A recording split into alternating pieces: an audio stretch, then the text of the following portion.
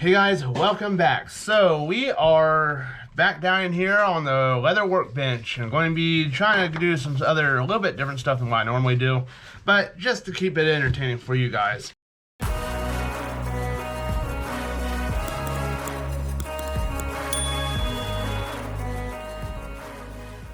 So I've got an old mouse pad that is getting grody and getting worn out from just use, and this gel didn't really hold up too much. So I'm gonna end up making one for myself and making one for my wife, and of course later on I'll probably end up making one for my boy because he uses his computer every once in a while. So whenever his gets bad, I'll probably end up doing him up one as well. So I'm going to go ahead and get started on this. It's going to be a little bit different, but you'll see as we go along here. So let's go ahead and jump onto it.